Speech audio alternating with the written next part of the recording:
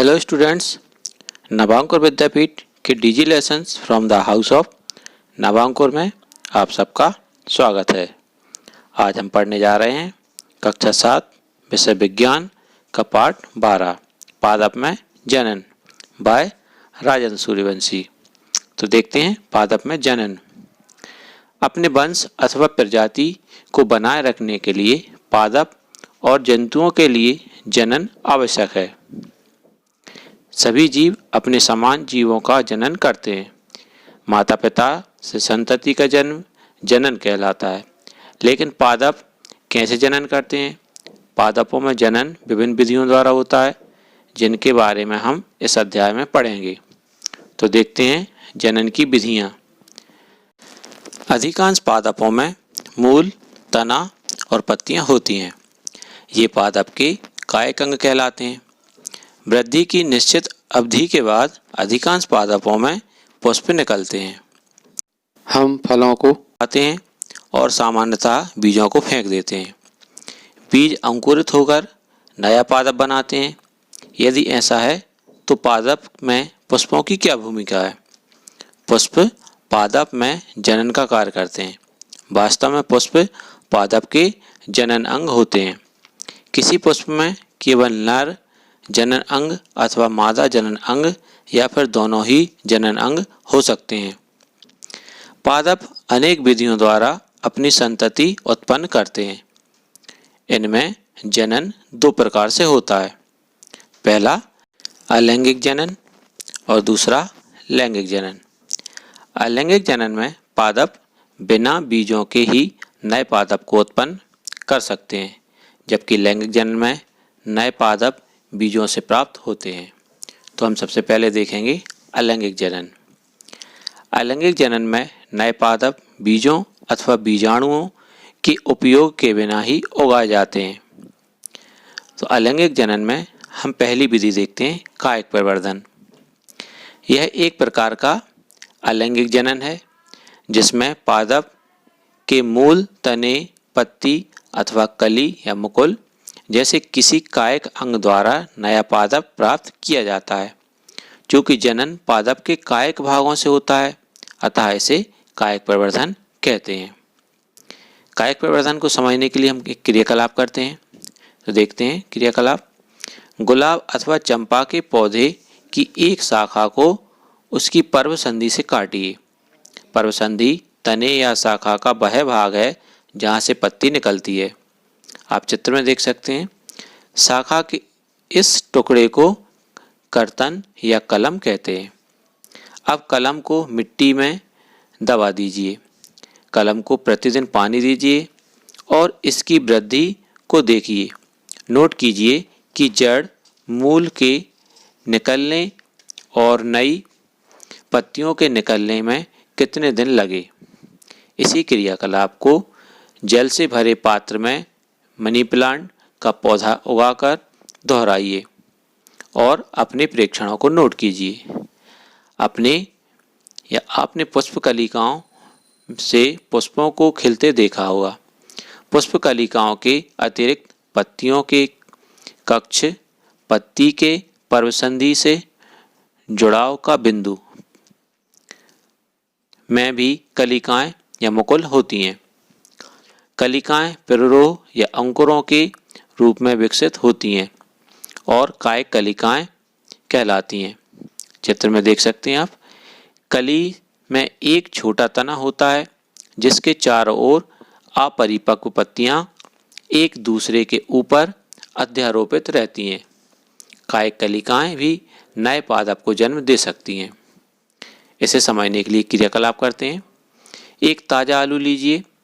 आवर्धक lens की सहायता से इस पर पड़े छेद चिन्हों को देखिए। आपको इसमें कलिका या कलिकाएं दिखाई दे सकती हैं। छेद चिन्ह को आँख भी कहते हैं। आलू के कुछ टुकड़े काटिए, जिनमें से प्रत्येक एक आँख अवश्य हो, और उन्हें मिट्टी में दबा दीजिए। उस स्थान पर कुछ दिनों तक पानी डालते रहिए जहां आपने आलू के टुकड़े को मिट्टी में दबाया था। कुछ दिन बाद आलू के टुकड़ों को खोदकर निकाल लीजिए। आप क्या देखते हैं? इस प्रकार आप अदरक अथवा हल्दी भी उगा सकते हैं। ब्रायोफिल्म या पत्थर चट्टा में पत्ती के किनारे के गर्त में कलिकाएं होती हैं। आप चित्र में देख सकते हैं। यदि इस पादप की पत्ती आर्द्र मृदा में गिर जाए तो प्रत्येक कलिका या मुकुल नए पादप को जन्म दे सकती है। कुछ पादपों को जड़ों या मूल भी नए पादपों को जन्म दे सकती हैं। उदाहरण के लिए शकरकंद और डालियाँ। डहेलिया कैक्टस जैसे पादप के वे भाग जो मुख्य पादप से अलग या विलग्न हो जाते हैं नए पादप को जन्म देते हैं। प्रत्येक विलग्न भाग नए पादप के रूप में वृद्धि कर सकता है। कायिक प्रवर्धन द्वारा पादप कम समय में उगाए जा सकते हैं। बीजों से उगाए जाने वाले पादप की अपेक्षा कायिक प्रवर्धन द्वारा उत्पन्न पादपों से पुष्प और फल कम अवधि में ही आ जाते हैं। नए पादप जनक पादप की यथार्थ प्रतिलिपि होते हैं क्योंकि वे एक ही जनक द्वारा उत्पन्न होते हैं। इस अध्याय में आगे आप पढ़ेंगे कि इसके विपरीत लैंगिक जनन द्वारा उत्पन्न होने वाले पादप में माता पिता या जनक दोनों के गुण होते हैं। लैंगिक जनन के परिणाम स्वरूप पादप बीज उत्पन्न करते हैं। अब देखते हैं दूसरी विधि, मुकुलन। आपने पहले ईस्ट के बारे में पढ़ा है जिसे केवल सूक्ष्मदर्शी द्वारा ही देखा जा सकता है। इसके लिए यदि पर्याप्त पोषण उपलब्ध हो तो ईस्ट कुछ ही घंटों में वृद्धि करके गुणन अर्थात जनन करने लगते हैं। याद रखिए कि ईस्ट एक एकल कोशिका या एक कोशिक जीव है। आइए हम देखते हैं कि ये जनन कैसे करते हैं। तो जनन को देखने के लिए हम देखते हैं क्रियाकलाप।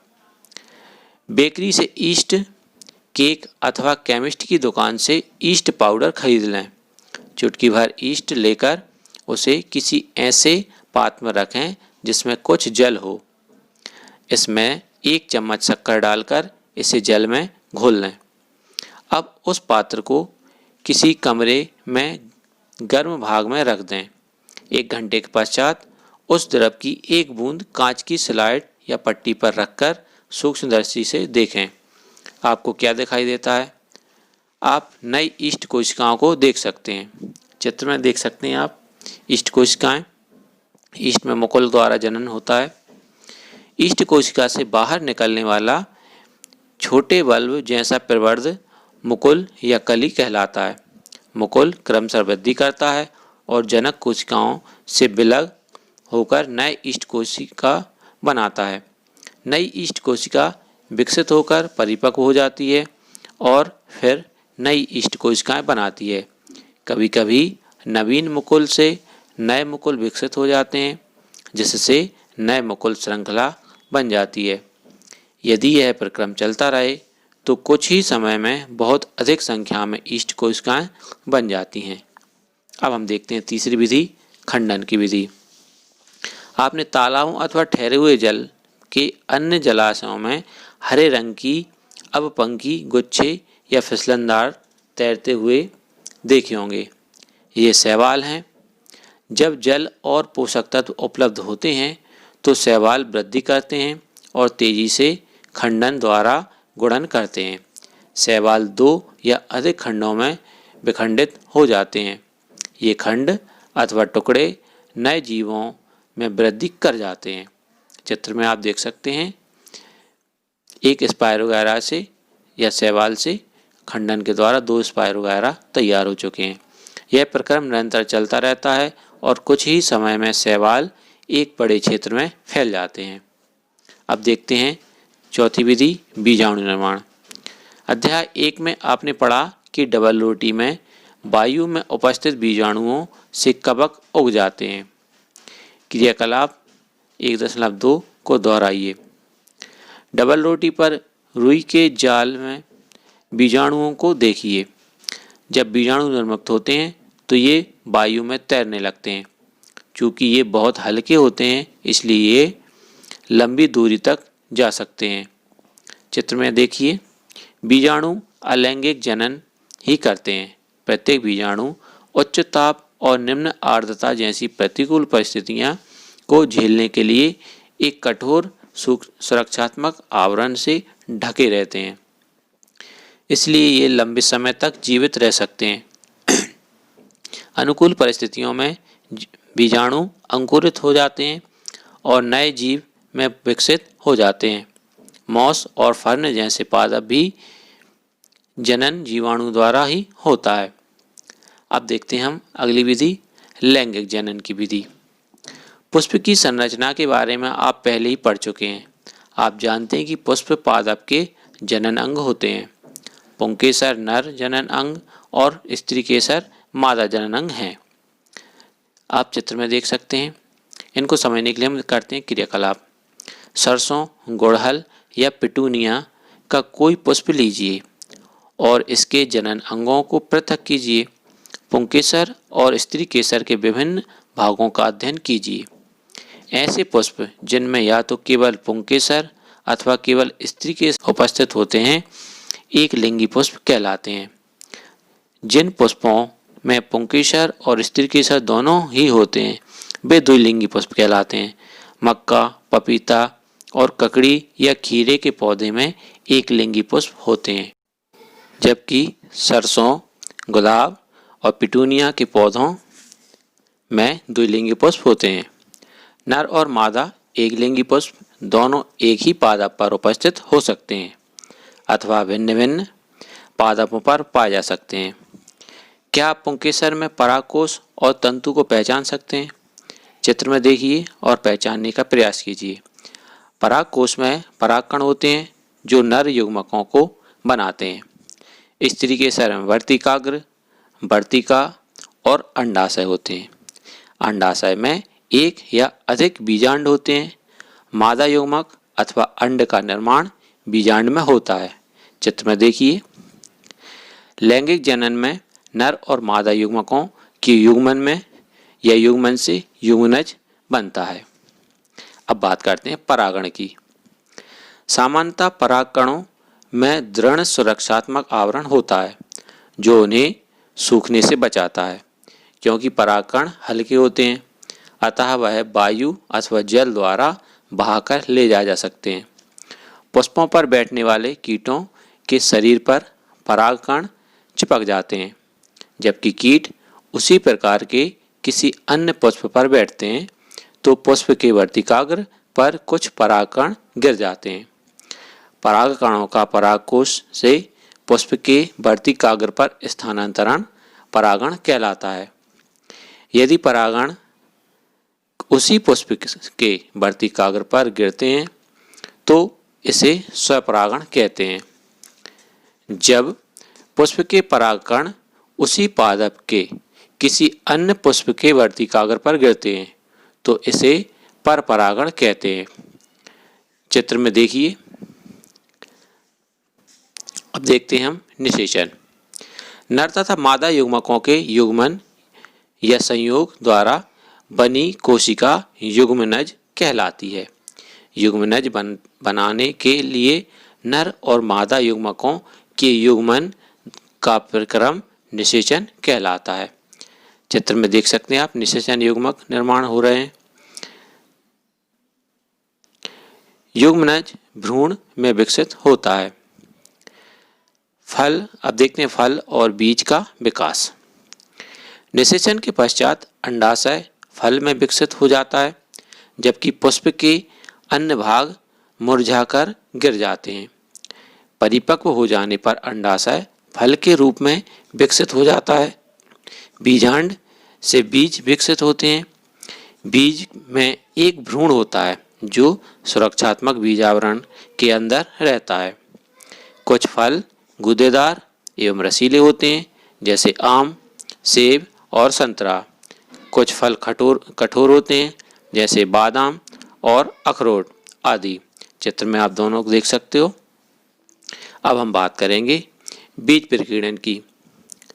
प्रकृति में एक ही प्रकार के पादप विभिन्न स्थानों पर उगे हुए पाए जाते हैं। ऐसा बीजों के विभिन्न स्थानों पर प्रकीर्णन के कारण होता है। कभी कभी किसी वन अथवा खेत या फिर उद्यान में चहलकदमी करते समय आपको अपने वस्त्रों पर फलों के बीज चिपके दिखाई दिए होंगे। क्या आपने कभी यह जानने का प्रयास किया कि ये बीज आपके वस्त्र पर कैसे चिपक जाते हैं?